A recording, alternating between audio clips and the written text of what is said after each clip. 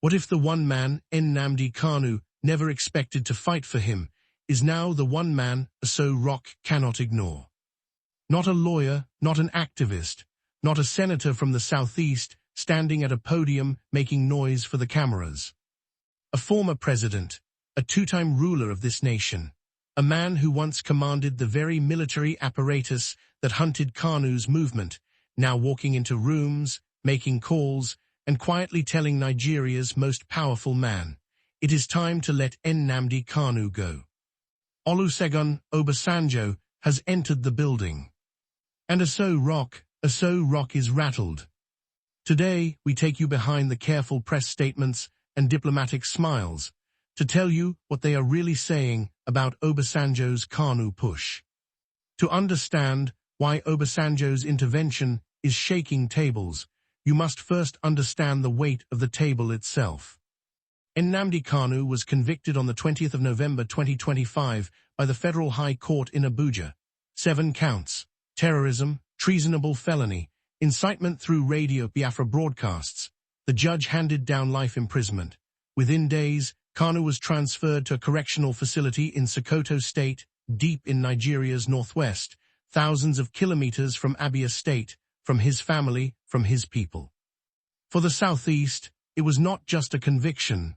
It felt like a verdict on their relevance in the Nigerian project. Since that ruling, the pressure for a political resolution has grown louder by the week. Southeast governors have spoken. Traditional rulers have confronted the president inside Aso Rock to his face. The U.S. Congress has formally urged the American Secretary of State to engage Nigeria on the matter. Ohani's Ndigbo has raised its voice. KANU'S legal team has filed an appeal. But nothing prepared Aso Rock for what came next. Olusegun Obasanjo picked up the phone. Obasanjo makes his move.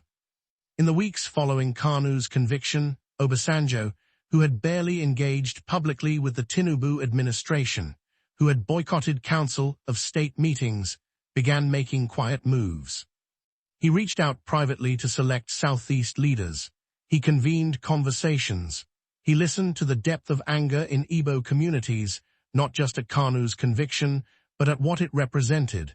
The feeling that the Southeast remains Nigeria's most politically punished region.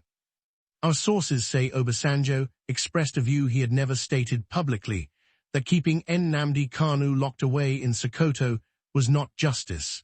It was a political time bomb, and that a Nigeria heading into a 2027 election cycle could not afford to carry that bomb into the ballot season. He framed it not as sympathy for separatism. Obasanjo has always been a fierce defender of Nigerian unity. He framed it as statesmanship, as the kind of decision that separates leaders who are remembered well from those who are not. Word reached Aso Rock, and Aso Rock went very, very quiet. Aso Rock responds. Publicly, the official line has not moved. The presidency has maintained that the matter is before the courts, that due process must be respected, that the federal government will not be pressured into circumventing the judiciary. That posture held when activists planned protest marches to the Villa gates. It held when a traditional ruler stood up at a national summit inside Aso Rock itself and told the president, with cameras rolling, to free Kanu or send him back to Kenya. But Obasanjo is not an activist, and he is not a traditional ruler making remarks at a summit. He is the elder whose letters have felled governments, whose endorsements have crowned presidents, whose silence, when broken, echoes across the political landscape like a thunderclap. When Obasanjo walked into Aso Rock in December 2025, his first visit to the presidential villa since Tinubu's inauguration, it was framed publicly as attendance at the First Lady's Christmas carol service. A religious moment, harmless, symbolic.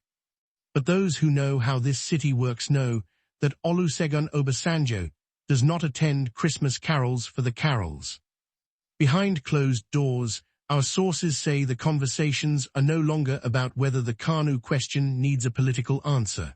They are about how, and when, and what it costs to get there. The Obasanjo factor. Obasanjo pushing for Kanu's release is not a small thing. It is a historic reversal of roles. This is the man who prosecuted the Biafra War as a federal military commander, who oversaw the surrender at Amici, who, for decades, was viewed with deep suspicion in the southeast precisely because of that history. For Obasanjo to now stand, however quietly, on the side of a man who represents the southeast's most radical expression of alienation from Nigeria sends a signal that cuts through all the noise. It says, even those who built this system believe this situation has gone too far. It also puts Tinubu in an extraordinarily delicate position. To ignore Obasanjo is to invite a public rupture with the most prominent surviving elder statesman of Nigeria's democratic era, the kind that reverberates in international capitals and donor circles. At a time when Tinubu is managing economic pressure, northern political alliances, and his own 2027 calculus, that is a rupture he cannot easily afford. To yield, to find a political mechanism that allows KANU'S freedom, is to open himself to accusations of bowing to pressure and undermining the judiciary he has publicly championed. There is no easy door in this corridor. What it all means.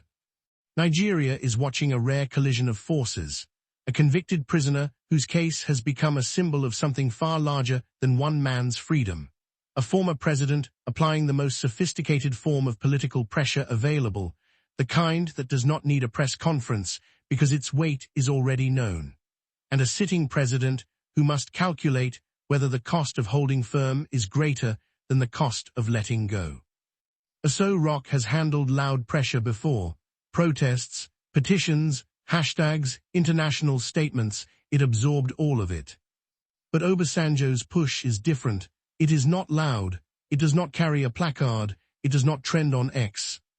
It sits across a table, it speaks in the language of consequences and legacies. It asks, in the measured tone of a man who has already made history, what do you want yours to say? That question is now hanging in the air, inside the presidential villa. And how President Tinubu answers, it will define not just the fate of Nnamdi Kanu, but the political soul of Nigeria heading into one of the most consequential election cycles this country has ever faced. Officially, nothing has changed. But behind these walls, everything is in motion. Obasanjo has made his push, Aso Rock has heard it. Now Nigeria waits.